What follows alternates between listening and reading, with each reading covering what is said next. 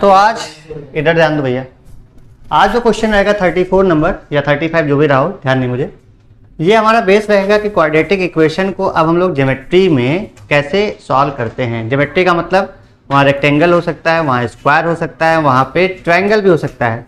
और ट्रायंगल में भी आपने 3 टाइप के triangle on the base of side पढ़ रखे हैं, आइसोसेलेस ट्रायंगल, राइट एंगल और तीसरा इक्विलेटरल ट्रायंगल, है ना। राइट एंगल नहीं होगा, एंगल पे हो गया, तो इक्विलेटरल, आइसोसेलेस और scalene triangle.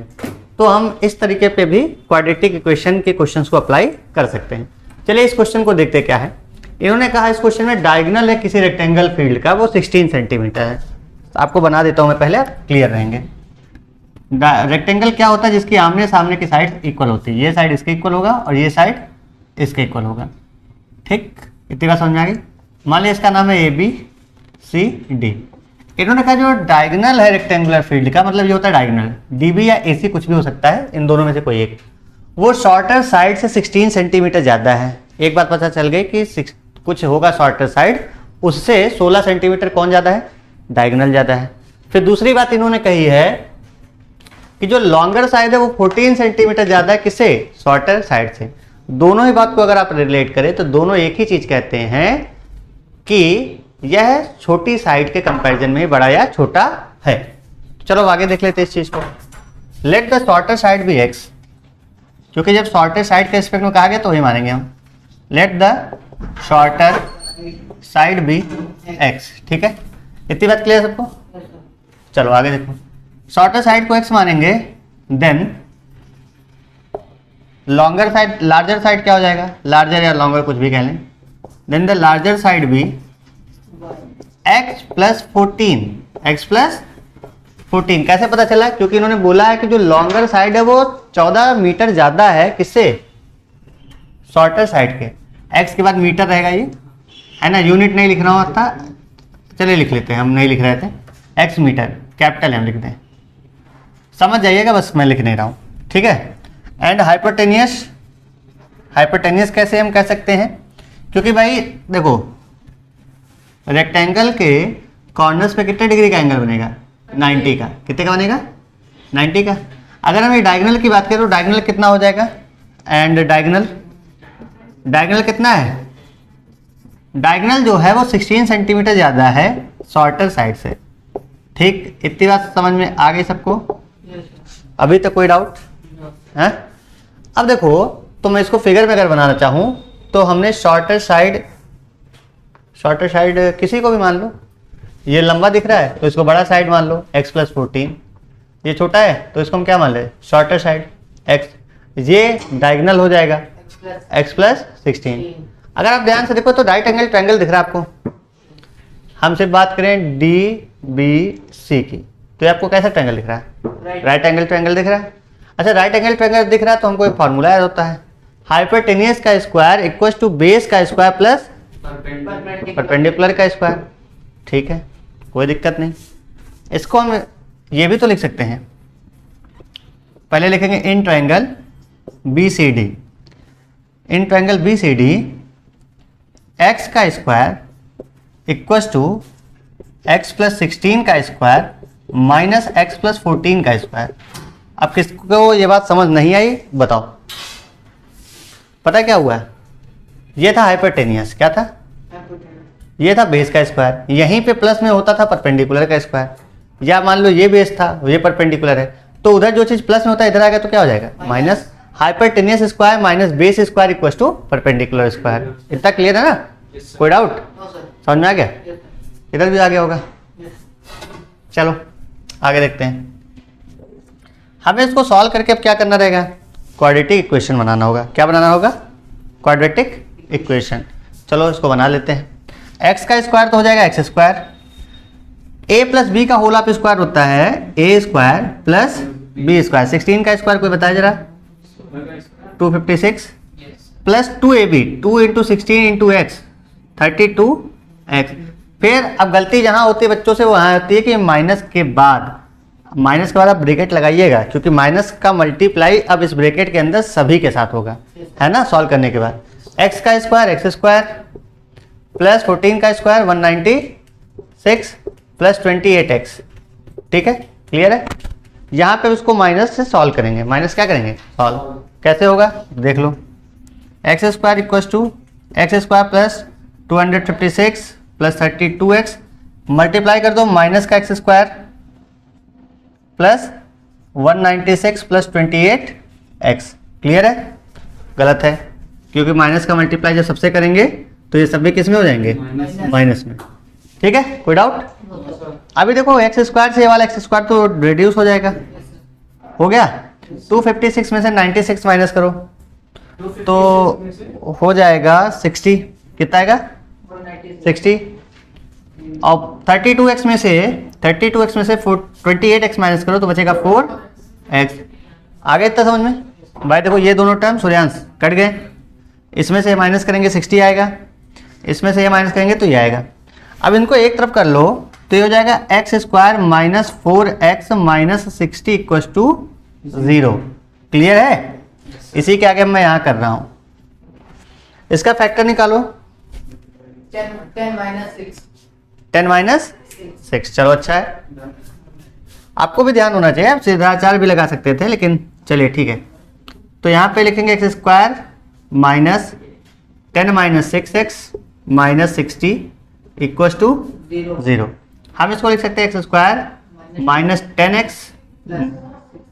10x plus 6x minus 60 equal to. अब इसके आगे हम यहाँ लगा देते हैं, है ना? इतनी चीज क्लियर है? एक बार जरा इसमें देख लो कैमरे में, सबको दिख रहा है कि नहीं? देख लो भाई, है। तो अब ये चीज को हम आगे लिखेंगे तो यहाँ से हम x कॉमन ले सकते हैं, तो ब्रैकेट में बचेगा x माइनस 10। कितना बचेगा, x माइनस 10। यहाँ से प्लस का 6 कॉमन ले लें तो ब्रैकेट में बचेगा x minus equal to what, 0। x minus 10 इन दोनों में कॉमन है, ले लिया तो बचेगा क्या, x प्लस इक्वल टू 0। तो x इक्वल टू या तो आएगा 10 या तो आएगा माइनस का 6। ठीक, अब बताओ साइड नेगेटिव हो सकती है क्या? नहीं हो सकती है। Find the length of sides पूछा था,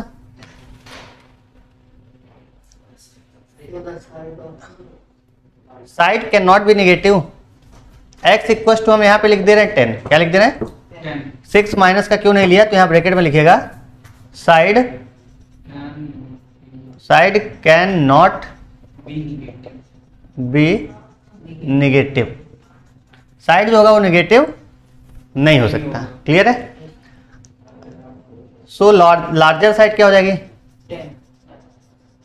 लार्जर साइड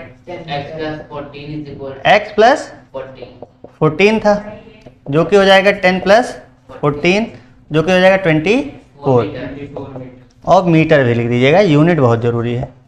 ठीक, यहाँ से ये जो मैंने कुछ गोद दिया इसका मतलब समझिएगा, ऊपर वाली लाइन हमने कॉपी करनी है, आप लिख लीजिएगा। और ये जो था ये था shorter side 10 metre. 10 metre diagonal नहीं पूछा था, आपसे पूछा था लेंथ ऑफ द साइड्स। क्या पूछा था, लेंथ ऑफ द साइड्स। किसी को कोई डाउट है, कोई समस्या समझ में आ रहा है?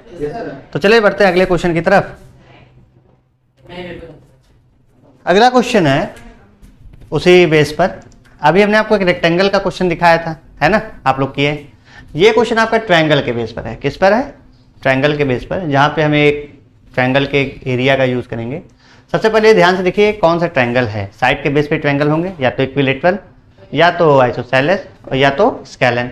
इन्होंने बोला जो एरिया ऑफ आइसोसेलेस ट्रायंगल है वो 60 है। कितना है, 60। तो ध्यान से देखो,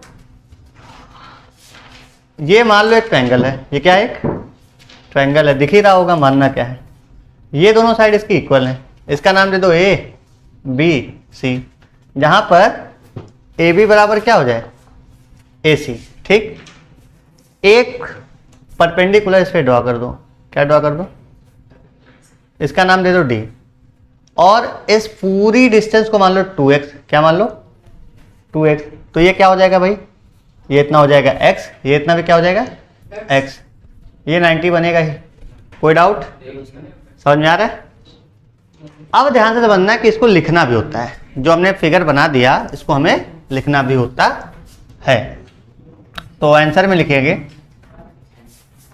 आंसर में क्या लिखेंगे, let A B and A C are equal sides of isosceles triangle, isosceles triangle,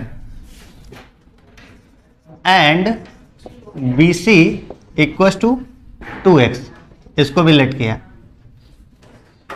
and BC equal to 2x, ये हमने लेट किया है, लेट पहले लिख दिया। इतनी बात क्लियर है? Yes sir. कोई डाउट? No sir. अगर BC 2x होगा और परपेंडिकुलर ड्रॉ किया, उसके बाद लिख सकते हो कॉमा लगा के, फिर लिख दो and AD is perpendicular on BC। AD क्या है BC पर? परपेंडिकुलर। ये हमने कंस्ट्रक्ट करके इतना काम कर लिया। ठीक, कोई डाउट किसी को है क्या? अच्छा, कुछ दिया है इन्होंने कहा जो इक्वल साइड है वो कितना है? 13 सेंटीमीटर। इक्वल साइड कितना है? 13 सेंटीमीटर। तो ये साइड कितना हो गई? 13। ये भी साइड कितना हो गई? 13 सेंटीमीटर। चलो अच्छा, अब हम एक ट्रायंगल ले लें, कोई भी एक ट्रायंगल ले लो। इन ट्रायंगल कोई बता दो। AB, तो ADB उसको बोलिए आप अंदर की तरफ से। इन ट्रायंगल ADB आपको पता होगा, क्या पता होगा कि AD का स्क्वायर, AD मतलब परपेंडिकुलर का स्क्वायर, इक्वल टू हाइपोटेनियस का स्क्वायर माइनस बेस का स्क्वायर होगा। ये by BPT, sorry, by Pythagoras theorem, by PT, BPT तो मतलब इसका पूरा नाम होगा ना, बाई पाइथागोरस थ्योरम। BPT याद आ गया, बाई पाइथागोरस थ्योरम। ठीक, AD की वैल्यू हमें निकालनी है, AD हमें पता नहीं है, तो AD का स्क्वायर इक्वल टू AB कितना है? AB कितना है भाई? 169 हो जाएगा। AB है 13, AB कितना है? AB की लेंथ है 13, 13 का square 169 minus x square, minus क्या हो जाएगा? तो AD इक्वल टू क्या हो जाएगा? AD इक्वल टू हो जाएगा under root 169 minus x again. In triangle ABC, किसमें?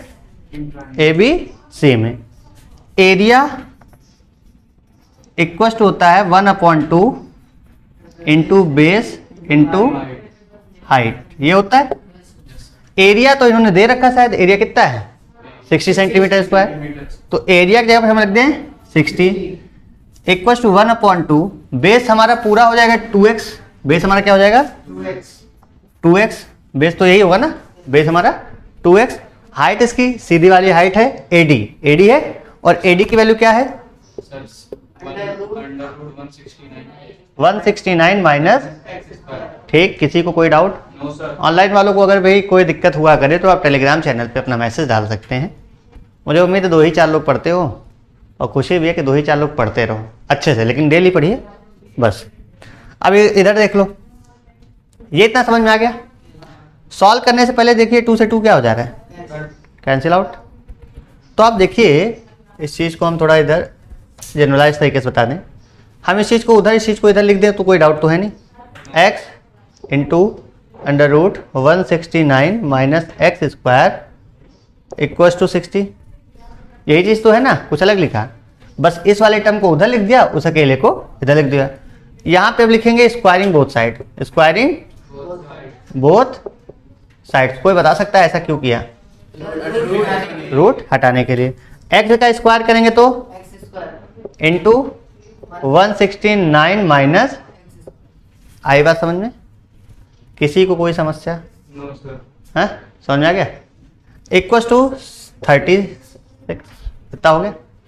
अब देखो, इसका इससे मल्टीप्लाई हो जाएगा, इसका इससे क्या हो जाएगा? करके बताओ कितना आएगा?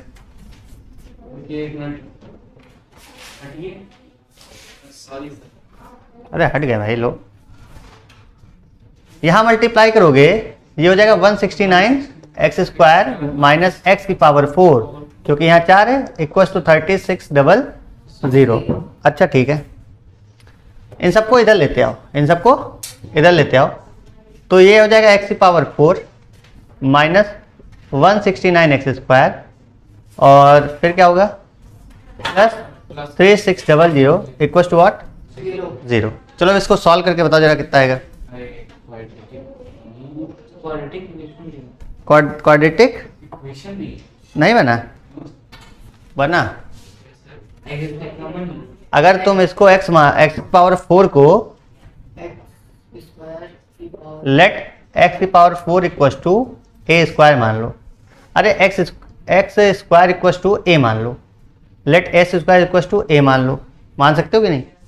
अब करोगे तो ये हो जाएगा ए की स्क्वायर, क्योंकि x पावर 4 मतलब क्या हो जाएगा?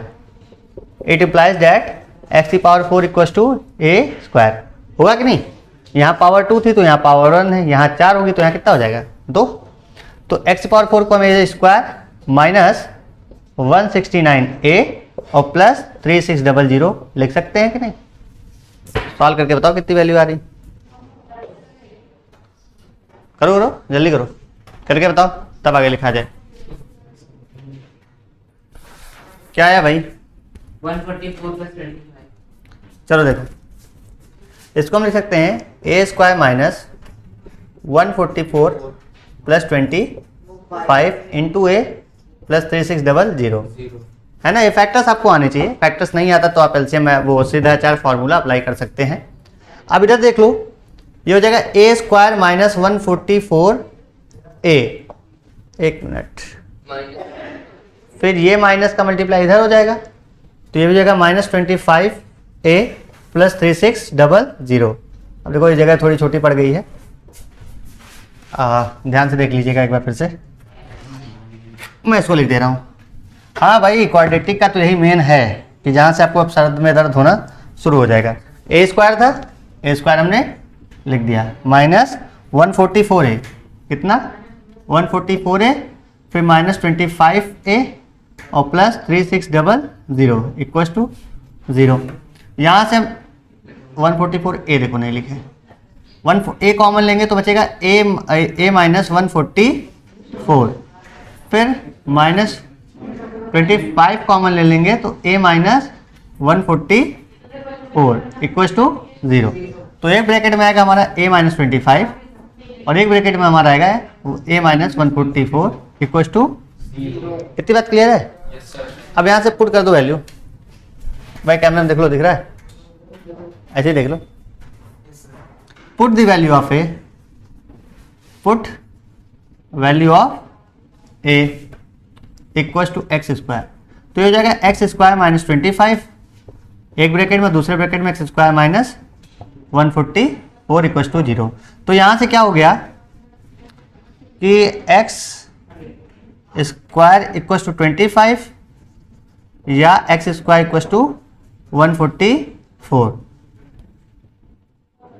या हो सकता है एक्स इक्वल्स टू 5 या एक्स इक्वल्स टू हो सकता है 12। आइए बता देते क्या हुआ है। सबसे पहले हमने उसको फैक्टर किए, ए के फॉर्म में स्प्लिट किए, उसके बाद हमने ए की वैल्यू जो थी एक्स स्क्वायर रख दिया। एक्स स्क्वायर माइनस 25 और एक्स स्क्वायर माइनस 144 ये दोनों एक साथ बचेगा। तो x square minus 25 equal to 0 रखेंगे तो एक्स स्क्वायर इक्वल टू क्या हो जाएगा 25। स्क्वायर 25 के इक्वल है तो बेस 5 क्यों होगा, क्योंकि 5 का स्क्वायर क्या होता है 25। तो यहाँ से एक्स की वैल्यू 5 आएगी या एक्स की वैल्यू क्या आ जाएगी 12। तो आपके दोनों आंसर सही हैं। ठीक, अब आप कहेंगे सर दोनों कैसे सही हैं, तो मैं आपको बता दूं कि आप चाहें तो चेक कर सकते हैं। कैसे? राइट एंगल ट्रायंगल में अगर ये 13 है तो ये बेस या तो 5 हो सकता है या तो 12 हो सकता है, लेकिन हमें तो क्या पूछा गया था बेस, और बेस हमारा क्या है 2x। तो हम यहाँ लिखेंगे सो बेस बी 10 और 24। कैसे पता?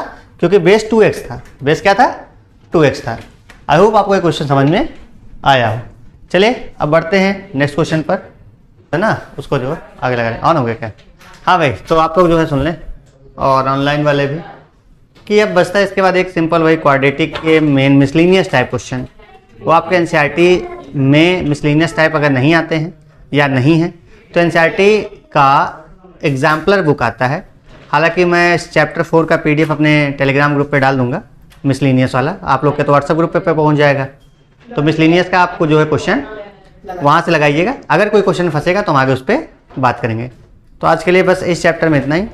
कल हम लोग नेक्स्ट चैप्टर देखेंगे, किस चीज़ का हम लोग रिवीजन करेंगे। चलिए ठीक है, रख दीजिए।